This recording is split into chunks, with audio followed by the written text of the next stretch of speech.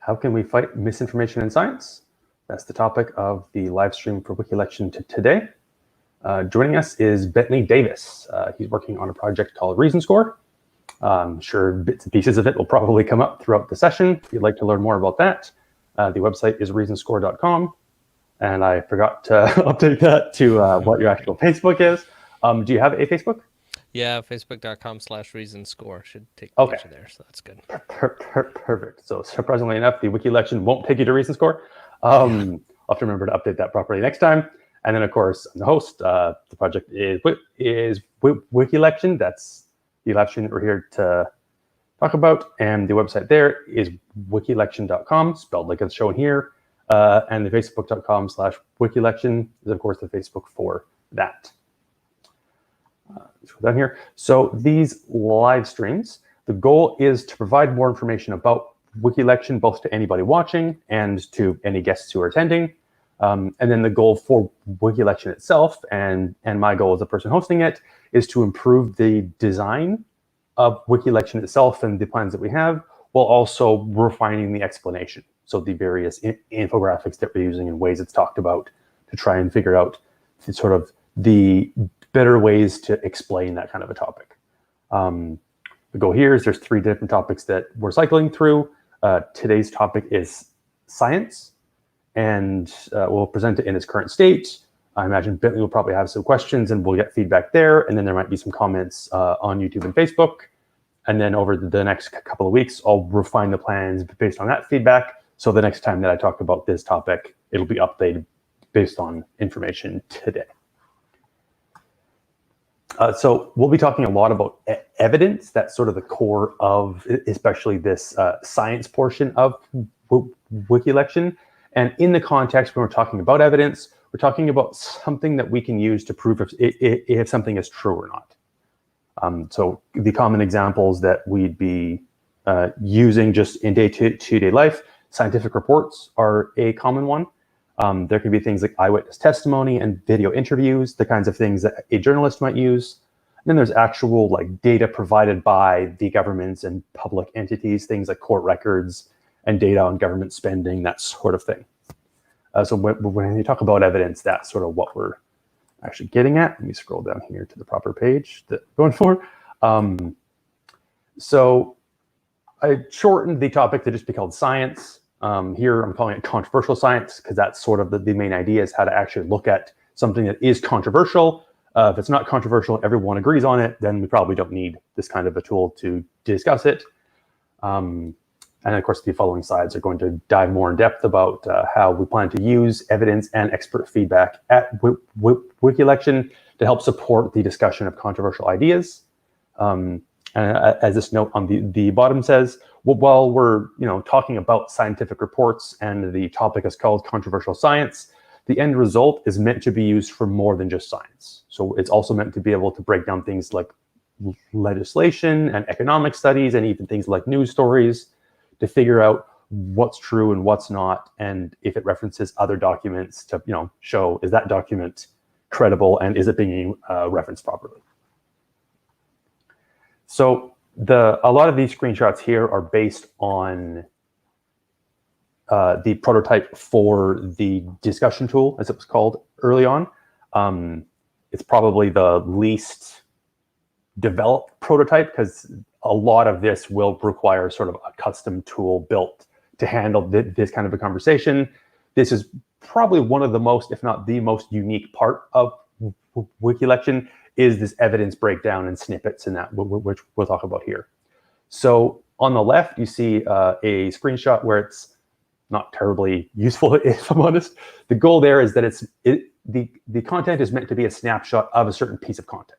So that might be a piece of legislation. It's the actual legislation where ideally you would actually want to link out to wherever that came from. So if it's a piece of legislation, hopefully that's on some kind of a government website where you can link to it so that there's no question about, is this the correct one? Well, at the same time, whenever possible, we want to keep a snapshot for ourselves in case that source link goes down or in case it's changed behind the scenes. We want to have a snapshot from when it was sort of first submitted and possibly even timed snapshot so that we can see how things change as they go forward. On the screen here, we're seeing a breakdown of the content itself. So that's something that's providing the full detail. So that's the full copy, and then some shorter versions to help people find the specific piece of content. And then if I scroll down a bit, you can see we're listing some snippets here, which we'll talk about in more detail, and any reviews that are on file for that piece of content. And again, both of those have their own pages, so you can scroll down to talk about those in more depth. So one of the big things that we want to be able to do with content is have experts review it. So that means that the author of the review can sort of give an overall written summary of that piece of content, and that's the model that I think we're more used to today. Is you'll have somebody like a journalist go and read a scientific study, and then they'll write an article that sort of summarizes, what they learned or what they feel about it, or improvements that could be made. That sort of thing. That part we still want to exist. The difference being snippets, which is going to be on the next page. And an important part here is also tracking the author of both the review and the study. But when it comes to the author of the review, the person actually saying, I have the necessary training to be able to properly understand this. We want to, know their qualifications. We possibly want to be able to see their previous reviews and sort of how accurate those were, and just to know about any maybe conflicts of interest that should have been brought up. Like you'll see that a lot of news where before someone starts talking about a story, they say, hey, just so you know, I'm invested in this, or my brother owns a company, or whatever it is, to help give that context in case they forget to do that. It's meant to be built into the system so that you know what areas a person sort of their day job is in and what they're invested in, so that that's just always available for if it's a possible conflict of interest or not. And of course, Bentley, if at any time you want me to stop and explain something in more detail, please feel free to chime in. Yeah, I might let you go through the whole process. Sure. And then yeah, I have some questions and comments. Sounds good. So that was the reviews. Now, in the review, I mean, this is a very short one, where the idea is that in this case, this person is more using the snippets, but they can write something in the review body saying, here's the full sort of my summary of the that study or that piece of evidence. It might be something short, or it might be like a full multi-page response. And then underneath that's where authors using snippets will hopefully use it to highlight or to respond to one specific segment of a study.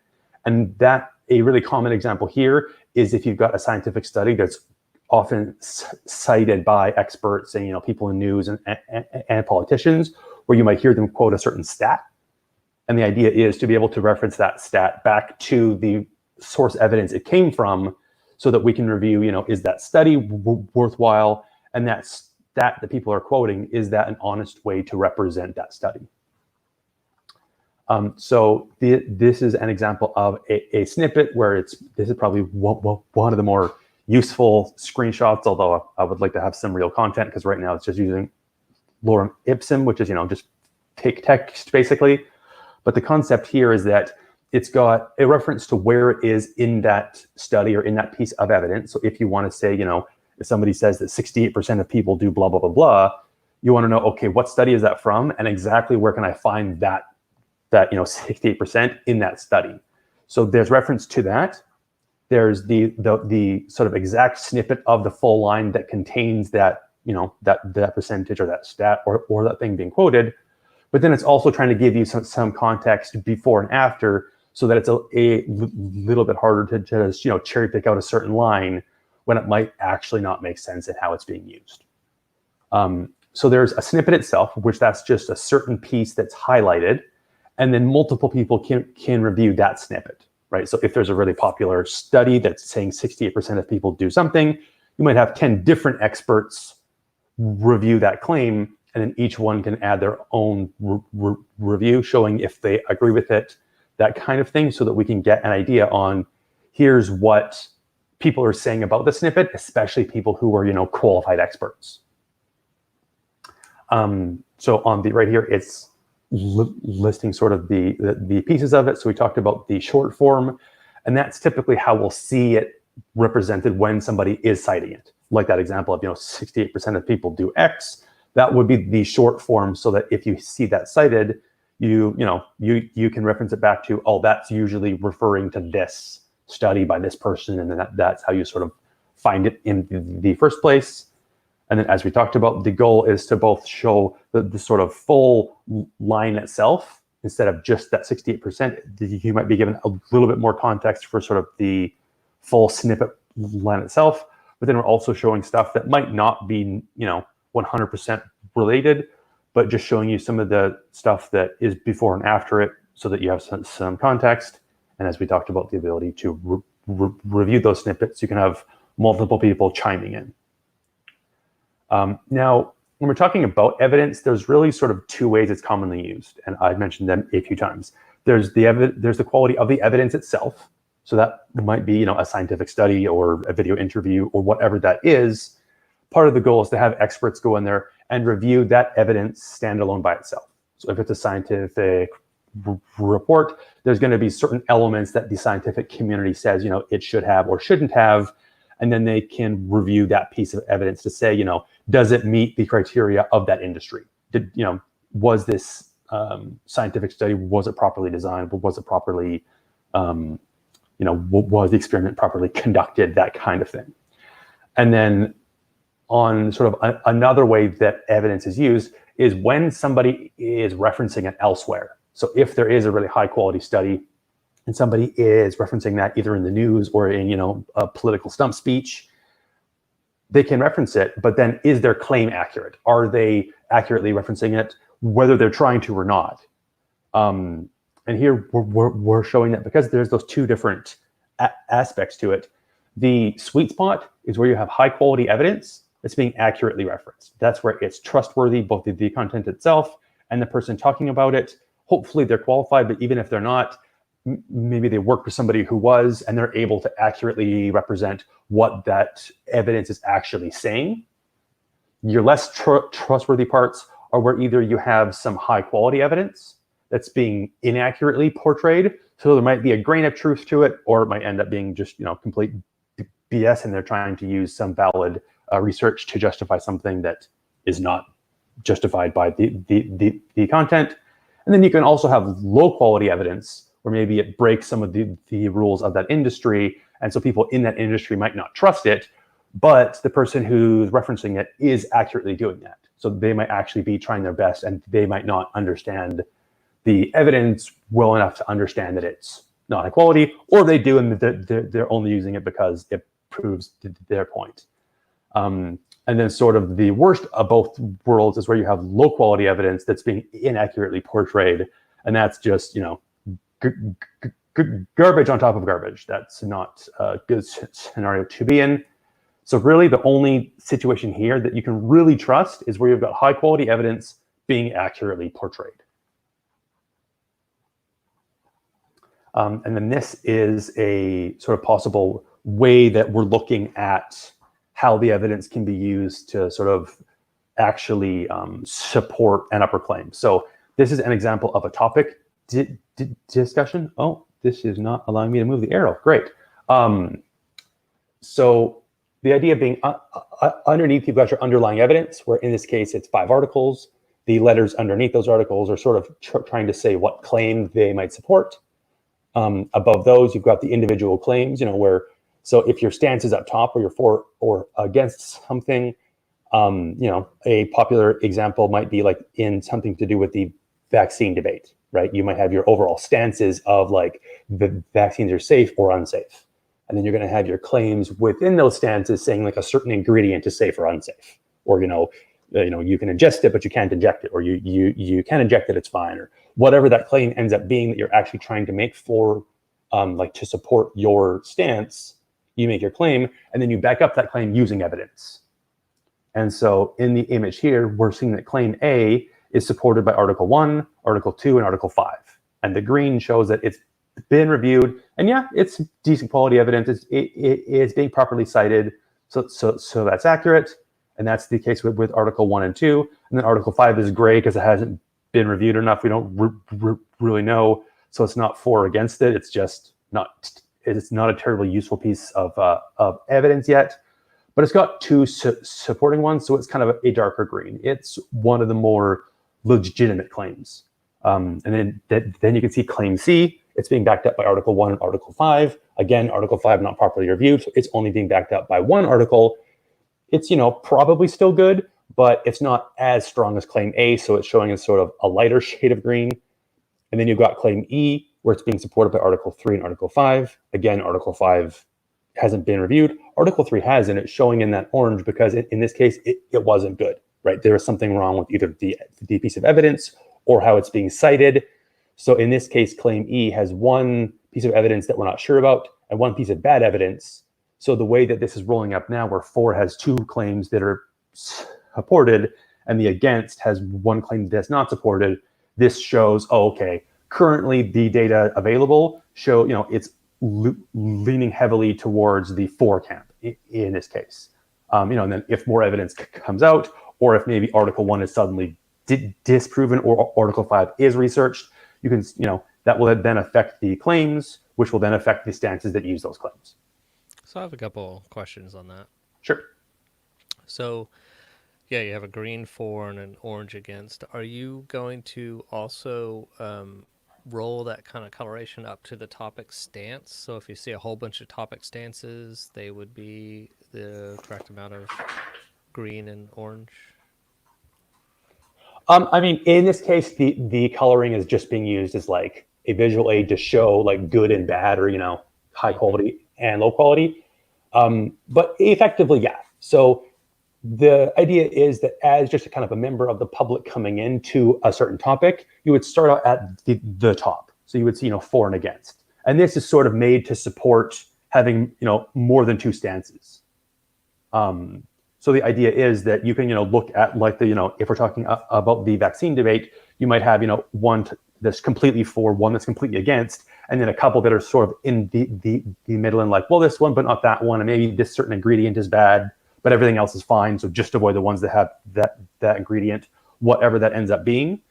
You end up with sort of the catalog of claims. And then the idea is, and this is where I'm not 100% sure, it's going to require a lot of testing. The question is, do we hide claims that don't have backing, or do we show them but then highlight that they're wrong, or that like evidence, hints to them being wrong? And, and another option on that is to reverse the text of the claim. Oh, and that's kind of like what you said, label. But instead of like just labeling as a myth and phrasing the claim the way it was, you can reverse the claim and say, oh gosh. I think what you mean, which is like, so in this case, if we're saying that this is about the vaccine debate, right, and we're talking about a certain ingredient, where I think in most cases claims will sort of have 2 opposing sides, right? So if we're talking about, let's say, is it safe to have formaldehyde in vaccines? Yeah. Then the claims are going to be either it's safe or it's not safe. Yeah. And so you kind of have the reverse of each other. Yeah. And so typically you'll have a piece of evidence will support one side of that claim.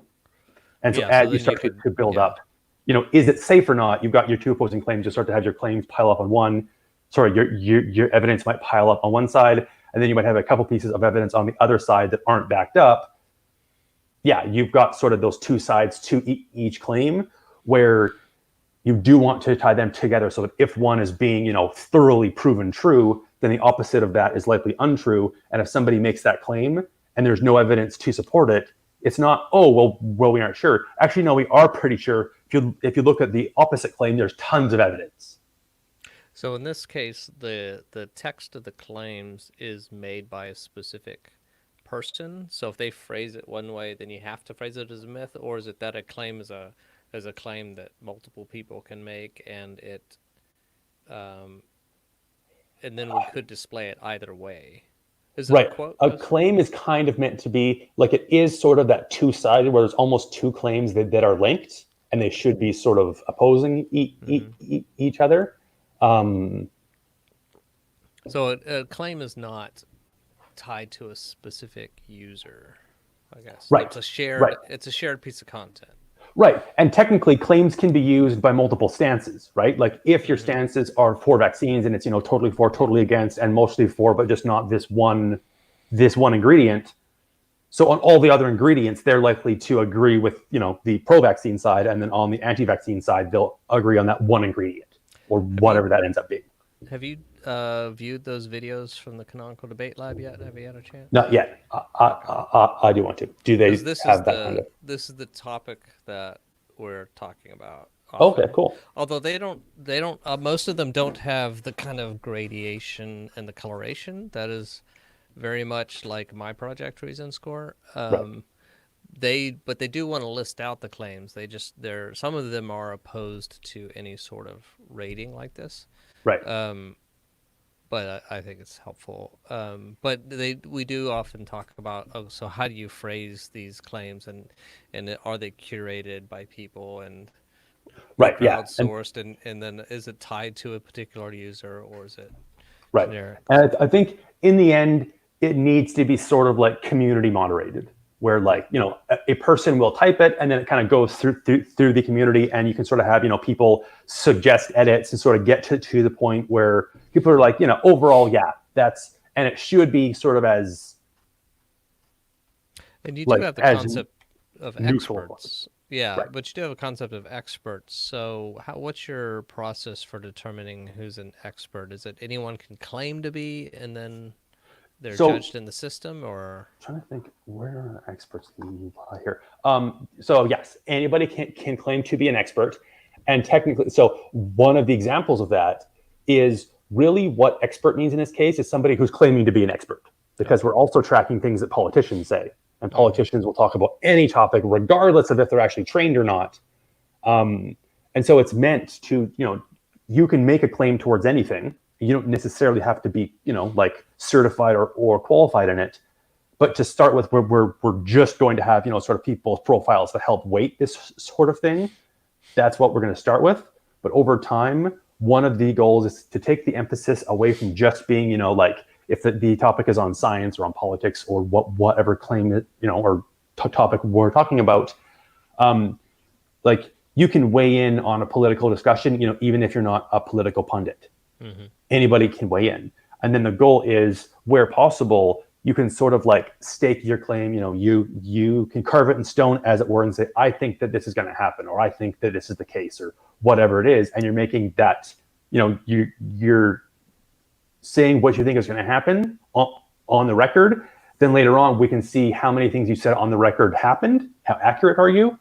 So you can end up with somebody who, in theory, people might say isn't qualified to talk about politics, but they're right 98% of the time. Oh, they're the best person that we have here. These other pundits on, TV shows, they're right 10 or 20% of the time. Interesting. So even though they have qualifications, they just like to, yammer on about stuff that might not be correct. But this other person who doesn't have a channel is right, a bizarre amount of the time. Maybe we should start to listen to them, or at least add them to the conversation.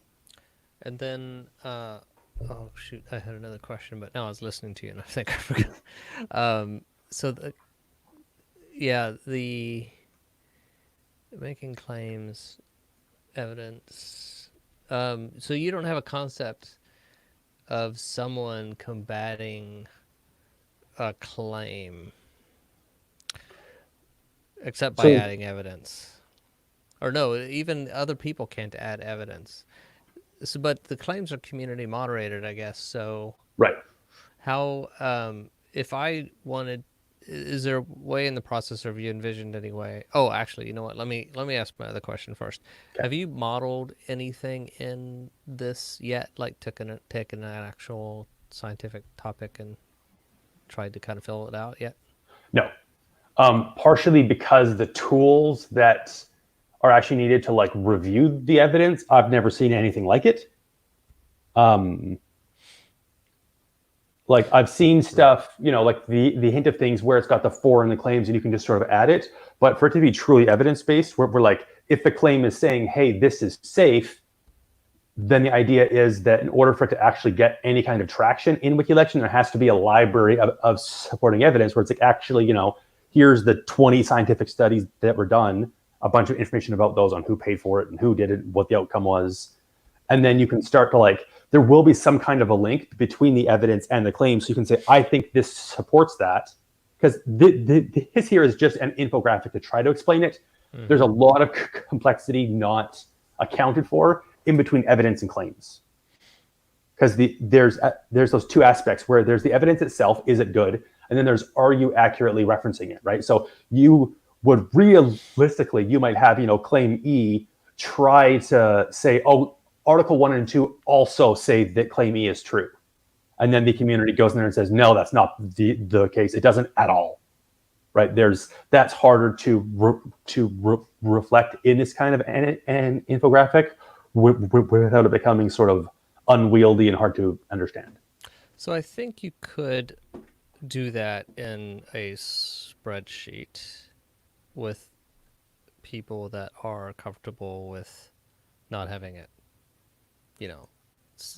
moderated by the system. I mean, it'd be kind of free flowing, and it's like you'd have to tell people, okay, you put your claims here, and you can put your rating on this claim, saying both whether it's relevant, whether you think the person used it relevantly, and whether it's accurate. Yeah, so I was just wondering if you'd gotten that far. Do you think that's kind of one of the next steps, is simulating this in another system, or do you think you have to build this before you can do? Part of the thing is that Wikilection is so evidence-based that, like, I kind of want to start with the evidence layer, because if I can't figure that out, then the whole thing goes in the garbage anyway. Like, the whole point is to be able to review that evidence, to be able to pull out pieces and dissect the actual underlying evidence. Mm-hmm. And then there's the part where it's sort of like off to the side, where it's like, how does news reference it? Where there's that relationship before we can start to really figure out, like, okay, here's what reviewing evidence looks like. Here's what people are actually like. Here's what we're able to quantify and measure with evidence. Great. Now, what can we do with that to support these claims and topic stances? So to me, that's the first step. Is that sort of, I scroll up here, the collection of evidence, the recording of snippets, the breakdown of a per sort of source document, like, to be able to go and highlight parts of a scientific study and say, okay, this paragraph is interesting, especially that line. Let's, have 10 people talk about that. And is that true? And is that, and like, did they properly design the study, that sort of thing. Have you thought of a topic that you could experiment with if you had the tool at that level? I mean, one of the easier topics, I'm not really sure how evidence would work for that, would be flat Earth.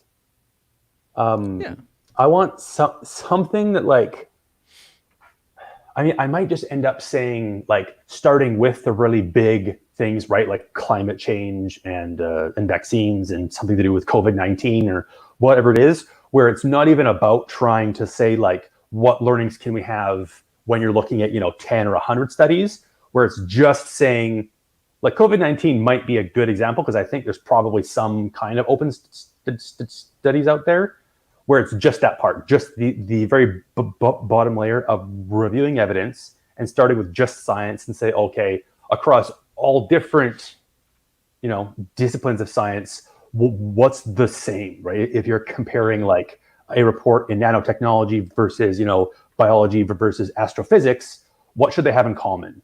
And then does each, spot have something unique about it, where maybe you don't need to, factor a certain thing into a study? Like, can you have a double-blind study in astrophysics, or are you just looking at stuff and reporting back, versus like in something like biology, where you have to kind of account for that? I'm not sure. I don't know those avenues of science well enough, but that's sort of the first goal in my mind. So in the rating of the evidence, you want it to be the kind of the attributes that you rated on may vary by discipline. Right. Yeah. Both, like, the discipline itself. So at the highest level, like, there's probably going to be very little in common if you're comparing a scientific study, like, to legislation. Mm-hmm. Right? Like, there's almost going to be nothing. But comparing, like, within science, if we're talking about in science, then within the individual disciplines in that, there's probably going to be a lot of similarity, but also possibly a lot of differences where it's, yeah, so within the umbrella of science, you're going to have your parts where you say, here's everything, here's the individual parts of it, and then in theory, it's going to have to be experts. Like, and in this case, we'll start with actual, people who have gone to school for it and have qualifications and whatnot to start with, but then it can adapt over time. So I think it would be helpful if you did kind of choose a topic and started. And when I say you, I mean I'm also willing to participate in that. If we choose a topic and start just trying it with spreadsheets and Word documents to Right. Yeah, play with it, and it'd be interesting to see what your vision compares to a reason score. So the way the reason score handles that is someone puts in a piece of evidence, and if it's a study, if it's a medical study, then someone can come in and put a counterclaim on it and say, oh, this isn't a random controlled study, or it was on mice, and mice aren't humans. But like you said, that wouldn't apply to climate change because you can't do a random. We only have one Earth. We can't do a random control study. You can do associations and stuff like that. So that claim just wouldn't be there. So we don't need to know for each discipline yet what those levers are to pull.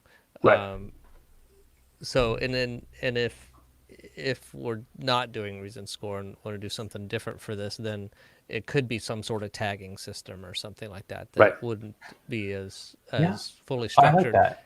I think you could do that, like you said, with just a combination of like maybe a Google Doc and then use comments to do snippets, and then each snippet can link out to like a part in a Google Sheet where we're like, oh, okay, to discuss this snippet, go here. To discuss this, go there. And then there is also that earlier part of like one of the things that will have to happen is in the reviewing of the evidence, for example, there's going to be things like, okay, who wrote it? And then we're going to have a profile for that person. Then everybody who does the very first reviews will sort of have to say who wrote it. And if the first 3 people all agree, cool, we're sure that's right. If there's any disagreement, it might sort of go into a more in-depth system where more people have to agree and that sort of thing to figure it out.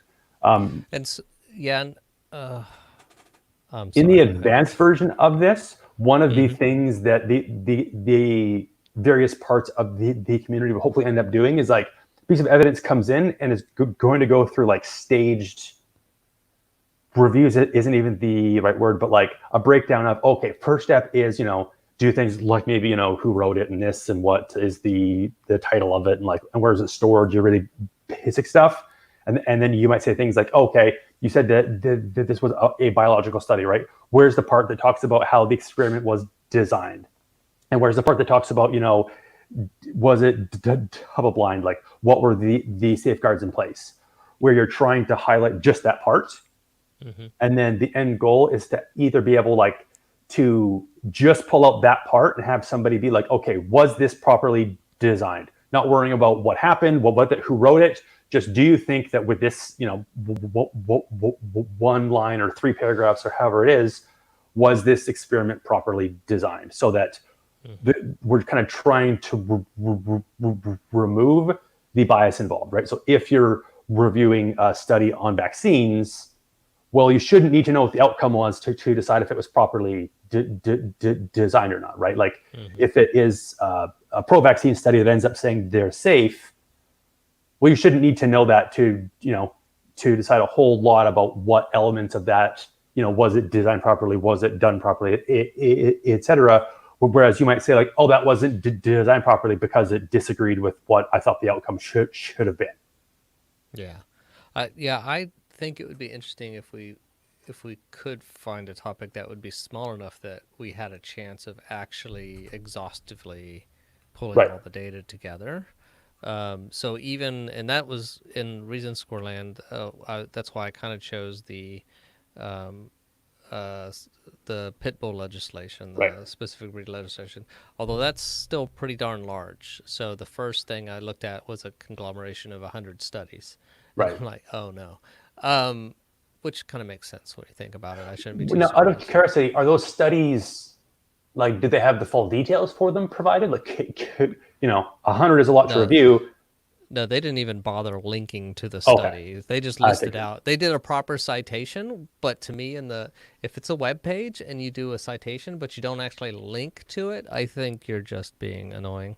Yeah, Um, so, yeah, but and then that's where I ran into a wall where I can't even access many of the studies. right, right. So I don't know if we could find something small. What's the smallest thing we can do that would I still be mean, interesting? for stage one, I don't even care about that yet. I just want to review pieces of evidence, right? Like just take any three pieces of evidence, maybe of varying degrees, right? Like something super simple and short, like a 2-pager, and then like, a medium one, and whatever the, equivalent is of like a fairly hefty study. And I want to start with science just because that seems like, in theory, one of the more like defined things that should have certain elements. Um, Have you seen the Cochrane Network? Is it no. Cochrane Review? What they do is they have volunteers going through almost every study and determining whether it's a randomly controlled trial is the main thing they're doing. Okay. So it's kind of interesting that they're doing it on, of course, one narrow spectrum. Right. Our vision is a world of improved health where decisions about health and healthcare are formed by high quality, relevant, and up to date synthesized research evidence.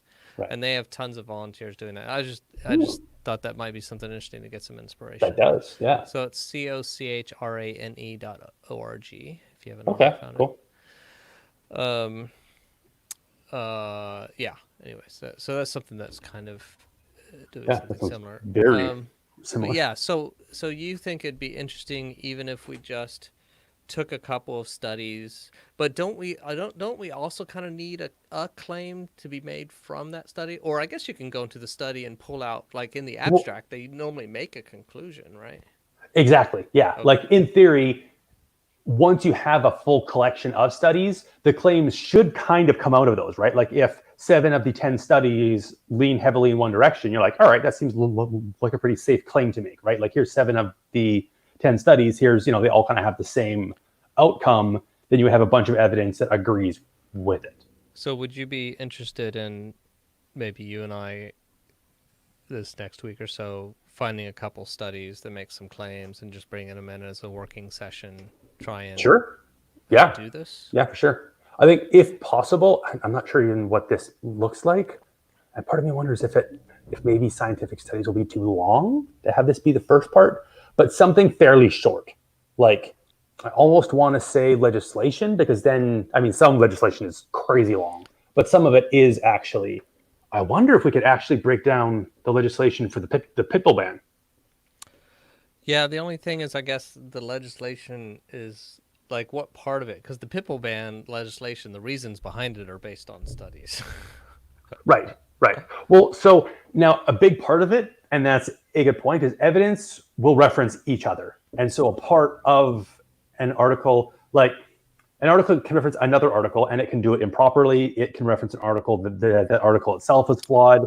So there's a lot of sort of interconnectedness. And then there's the content that refers to evidence, which kind of has the same process in the end, right? If it's a new story that makes a bunch of references to support its claim, you want to know in the end, like, are those claims backed up? Are they true? Or is it, a well-written article, but it's all based on BS? Maybe something good would be to find a quote from someone quoting a statistic in a context, and then Right. we could find the source and determine whether they quoted that I like that. appropriately, So and it's then not whether about the the source is full, reliable. the full report. It's about, because that is what resulted in this feature, right? Was exactly that, because this Wikilection started from let's fix politics, and one of the things is people can make claims that have no basis in reality, and so this is trying to fix that part of it.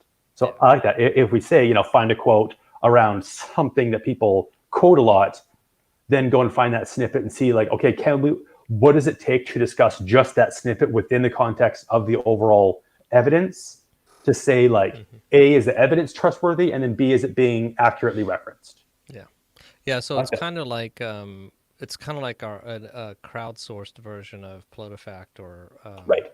Yeah. those other sites, and that may be a good place to start. Like I'm on the American Diabetes Association website, and this is one of my biases and personal hangups. But they say eating too little carbohydrates can be harmful because your blood glucose may drop too low, which Right. is actually a fact, but they're quoting it out of context. It can only Right. go too low if you have artificial and too much insulin.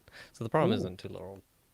You know, if you could eat no carbs and your body will produce Right. sugar. So that's an accurate thing. That's out of context. Um, Right. And that's exactly the kind of thing that like there's this weird thing where you're like, well, it's kind of correct, but also kind of not, like the context in which they used it.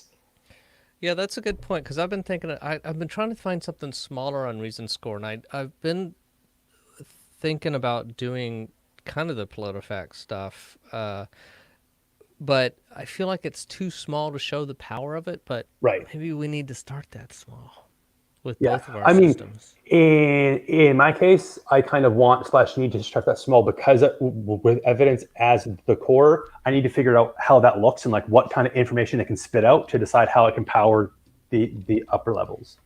Um, So I'm and wondering if maybe we should just look at um, a couple of the Snopes PolitiFact. I don't even have a right. full list in Yeah. my mind of those sites. I Choose get it. one that they did, maybe one that was done by multiple Yeah. ones, and then Well, so another option is if we want to, because this is kind of sounding like the start. If you and I team up on like trying to solve this, that sounds like the first co-op council, right? We yeah, both have yeah, our own projects. We're both trying to solve problems for our projects, but we can do it together because we're trying to solve the same problem. Like right, 98% of our Venn diagrams overlap quite a bit. yeah. Um, Yeah, and I actually, wonder, what you have here is Reason Score. right? I don't know if you know Yeah. that, but that coloration, it's just a number. You know, Oh, you're running to funny. the same thing that I've been working on. It's just you're working on a much higher level than I am. Right. Yeah. Like there's so many different interconnected pieces, but this part of it, yeah, is where I'm like, yeah, Right. these are very overlapping. So I kind of wonder if we like just screw around and start meeting on it to start to see what it looks like. I think fairly soon into it, and we even like pull 2 or 3 quotes to start working on. But one of the things that might be cool is to start doing, like, for example, go on Reddit and say like, what stats do you want to see, blah blah blah blah, and then it's posted from an account that sort of comes back to us. So it Yeah. starts to have that like, wait, why are these people asking this? Oh wait, they're doing what? Well, that's cool. Yeah. Yeah. And then that also hopefully gives some ideas. But I do definitely like the idea of starting with like a quote. So instead of trying to review a whole piece of evidence, just start with really what one of the outcomes is supposed to be, which is trying to prove, if something was Yeah. true or not. And Actually, another go ahead. breakdown for evidence. You can talk. I have to find something. I just hit the PolitiFact website, and some of the stuff I was wanting to do in Reason Score, or the quotes aren't very specific, but like on the homepage of the PolitiFact thing, they say Andrew Cuomo quoted as saying, "At the end of the year, we put into the federal pot 116 million more than we take out, while Kentucky takes out 148 billion more than they put in, and they put Right. that at half true." So it'd be interesting. So that quote is specific enough that we might be able to find the sources, Right. determine whether the source is accurate, and determine whether it's quoted in context. Right. So Yeah. yeah, Totally. so that might be a good I like place to that. start, and then see if our ratings kind of are similar to theirs. And I guess our hope is that because our system is crowdsourced as opposed to completely expert led, and there's got to be a different curated, I guess would be the right way to say it, Right. curated by a finite group of people, that that ours would be harder to claim bias on, Right. because if you think it's biased, change it. Right, totally. Well, and a part of it is expecting bias and just recording everything we reasonably can. So, by all means, we allow bias. A, we highlight it, and B, we track, like, so if a certain news article is biased, right, you capture that, you figure out, okay, who wrote it and blah, blah, blah, all stuff involved. The news agency has a profile, so we can, see what they do over time. The author did it, people that they're quoting as experts will have their own profiles. And then you can break down, the references to other things in the article and say sort of what is true and what isn't, so that you can get an overall, okay, here's how true this article is. Now, the person that wrote it, here's 10 other articles that they wrote, how accurate they are. Oh, and by the way, here's this person's, their possible conflicts of interest, etc., and, areas that they're clearly biased in. Was this one of your later slides that you hadn't gotten to yet, or was this a different presentation? This is technically, so part of the thing is there's three different sort of pillars, but they all interconnect so much that it's hard to figure out what goes where. This is an example of video evidence, and it's being used in the context of politics, where in this case, it's, here's an example of a recording from a campaign rally, where, like, you see, the player in the top left, the typical video player with the timeline underneath, but then right underneath the timeline, you can see, like, these time snippets for, like, oh, okay, for box 3 there, which is the one that's currently sort of playing through, it shows how long it is, right? Like, that length is how long he's talking about this claim, which in this case is, okay, traffic is better. And then, the community can break that down. You can have multiple people weigh in, and then it sort of shows the summary when it's playing. So as it's playing, you can see it and hear it, but then it also has, by the way, here's what the community is saying about this. And that part of it, one of the end goals I'd like to see is something like a Chrome extension, where if you're watching a video in Facebook, it inserts that. It says, oh, I know that video. I've got it cataloged. Let me just insert this extra, claims and snippets for you. So as it's playing, if something is wrong, it says at the bottom, oh, here, it's wrong. Here's why. Here's links, blah, blah, blah, blah. Or like, right, cool. I thought it'd be helpful to have something similar to that, but also to where, let's say you're in Facebook and someone posts something that's fake news, that it would not only alert to you that's fake news, but it would have a prepared reply that you can just one click to do, that's been tested on lots of people and is shown to be effective and was crafted by a group of people. Right. That's a project I'd love to get to. So that is actually fairly easy, kind of. So part of this, and something that happened fairly recently in the conversation around Wikilection, is me sort of admitting that it's going to kind of end up being a source of news. Because one of the goals is, so for something like a certain thing, right? Like, so you take, for example, like Trump talking about, what disinfectants can do to help, right? And there's a lot of varying argument on, did he say to drink it and inject it? Was he kidding? Was he this? Was he that? There's going to be 1,000 different articles written about it, but they're all being written about the same topic. Yeah. So you say these 1,000 articles are all about the same thing, and they're all, sort of split down. And then you can say, these ones are by certain organizations that have this bias. They're written by people that have this bias. And then we know that overall, sort of like all the articles about this are about that. So if you learn what the overall consensus is, like if it's, 55-45, maybe we don't like chime in and be like, we're absolutely sure. But if it's like, 90% in one direction, 10 in the other, where like there's a clear winner, then I forget where I'm going with that. Show that. Oh, right. Where then any article that you would see on something like Facebook that is one of those articles, that's like a part of that 10%, it can say, hey, by the way, the community found that this, is vastly outnumbered in the experts and like the different channels, that aren't biased. Both biases are in their camps. We kind of ignore them and say the people that actually show to be subjective, here's what they're saying, here's the outcome. Mm-hmm. So that if you're looking at something that like we're almost certain is false, it can show you that, and then also provide the information why, that you can drill down as deep as you want. So if you and I and anyone else we want to invite, if we wanted to just bring a pull quote that's quoting some sort of scientific fact or conclusion, right, and then have us workshop determining whether it's accurate and determine whether it was used appropriately, that'd be something to be interested in. I do like your idea of like the Cuomo quote, solely because government data is one of the most available things. Yeah. If you find an area that's properly reported, like you can go so deep in the weeds, you're like, okay, there's too much information here. Like, let's summarize. Yeah, we need to limit them down to ones to where it's a fairly small subset of sources that it could be from. Right. And it can't be just a general claim, because those are, like, we're finding out is too big. So let's pick the smallest ones, which would be, I mean, it'd be best if someone actually quoted a source when they said something, but that never happened. Right. But something like that, yeah, we could go to the OMB and look it up, right? The Office of, can't even remember what the OMB stands for, budget something. Anyways, but they do a nonpartisan sort of budget analysis. Yeah, so would you want to use your time here as an experiment to that, or would you like to have a separate video? I'm doing these alternating weeks, so we might be able to do one in between one of the alternating weeks, like, to sort of help actually build out a certain part of it. I think we can probably do. So actually have. Whichever you prefer. Okay, yeah. Just because I like the cadence, I'm kind of always trying to use this time for the alternating weeks to like keep working on the explanation and sort of the content around it.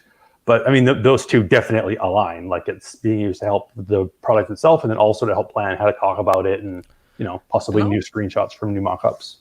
I'll post it in the Canonical Debate Lab and just see if there's anyone else that wants to join us in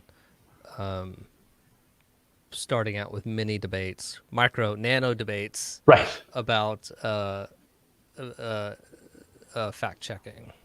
Yeah, like claim verification or something like that. Like where a person is making this one claim, let's go see what kind of information is available, and like if we were able to quantify this, what kind of data is available already.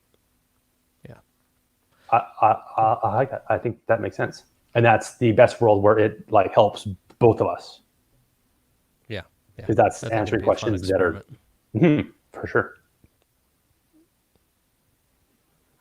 Were there any other parts? I kind of took you off on another track. Was there any other part of your science that you wanted to cover? I mean, that was the intro. I'm not sure what else you have questions about. Like, part of it is they'll end up, so like the three parts, again, they sort of do a lot of cross-pollination, and they're heavily reliant on each other. So like, I know when Ed was here, I think we started off on the same topic.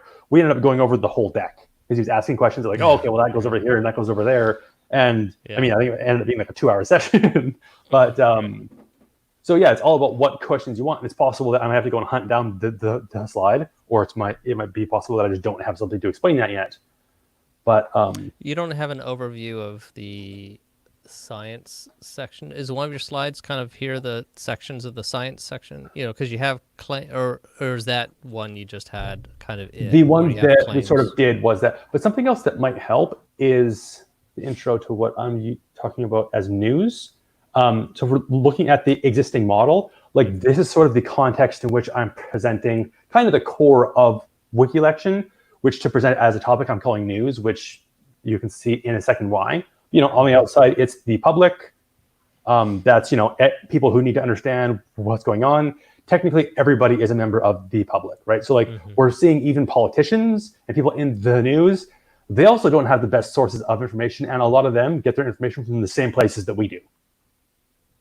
So as a member of the public, there's sort of this, big like blob of information, and what we're actually seeing is what the channels are showing us, right? Because there's like this immense amount of information available, and then your channels are, things like TV news, YouTube channels, Twitter accounts, anything that's sort of presenting information.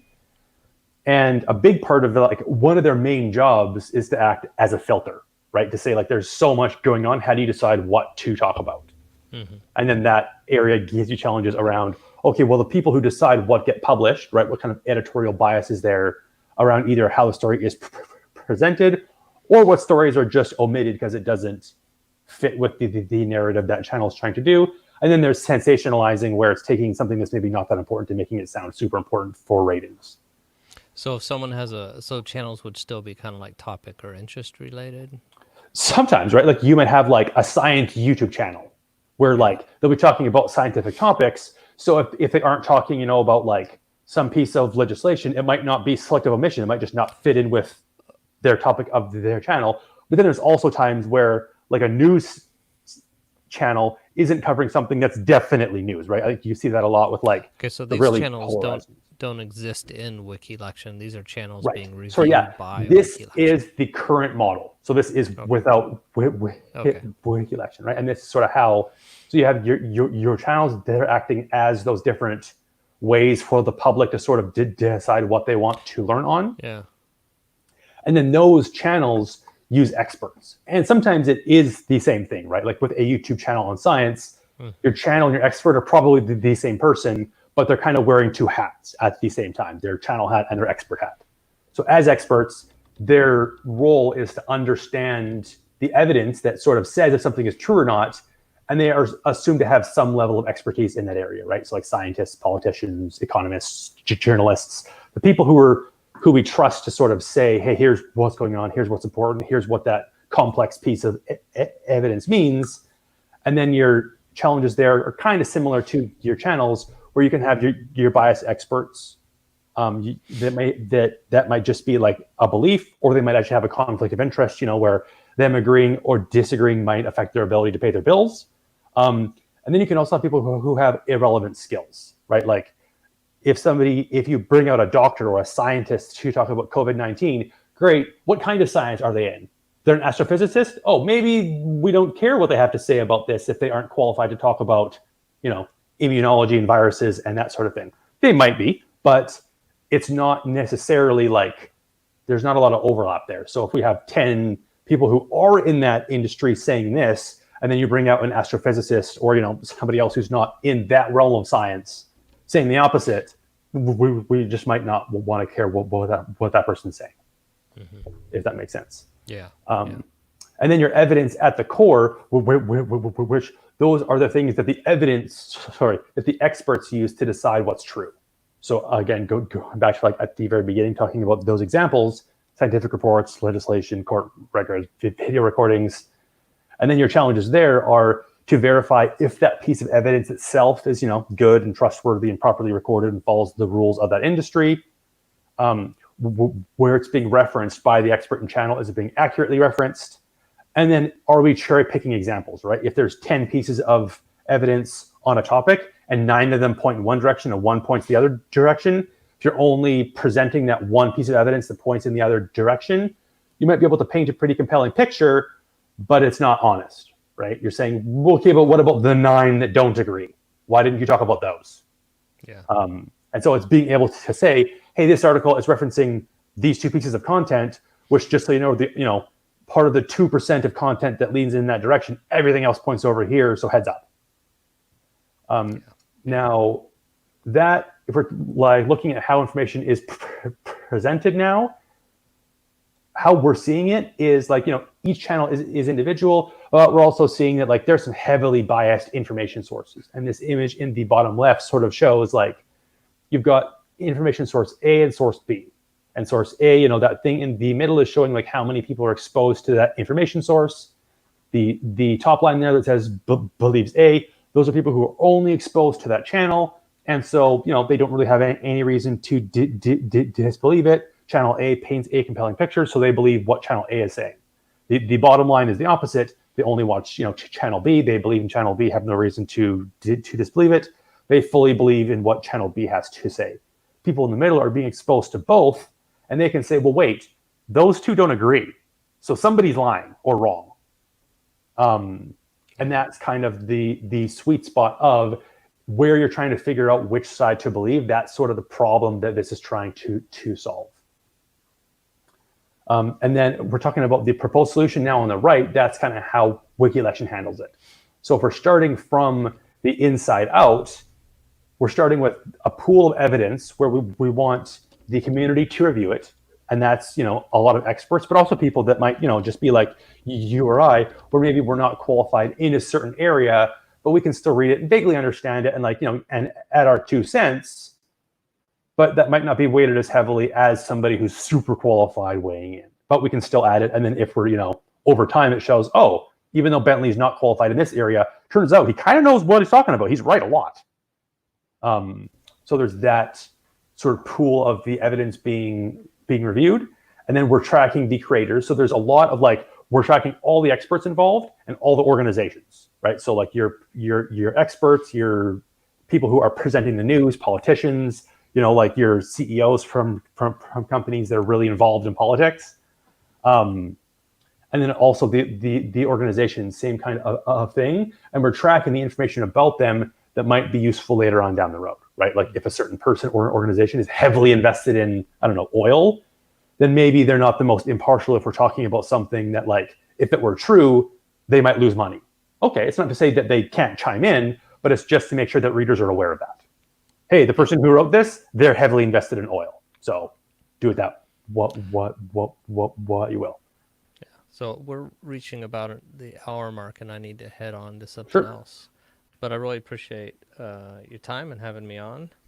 It's very interesting. Yeah, I appreciate you showing up. It's I look forward to us actually kind of having some meetings where we're starting to solve challenges for both of us and starting to actually see what it looks like when we do this. And I think, just in case anyone's watching this, we'll when we have our meeting, I think I'll at least, and you might do the same, I'll be posting mine on twitter.com/reasonscore. And maybe the Facebook page as well. I don't know that we'll want to have the general, like, I wouldn't put the StreamYard link out there, but if you're interested, contact us. And if you look like an actual human being, we'll consider inviting you. Exactly. Yeah. So anybody can watch the live session on either YouTube or Facebook. And then we can put out some feelers to the various groups to say, if you want to actually attend, then let us know and we can share. Otherwise, here's the links to watch. Yeah. I like it.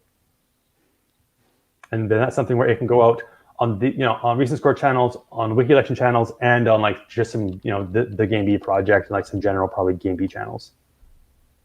And I think like your Conoco debate lab and anywhere else that it seems appropriate. Yep. Cool.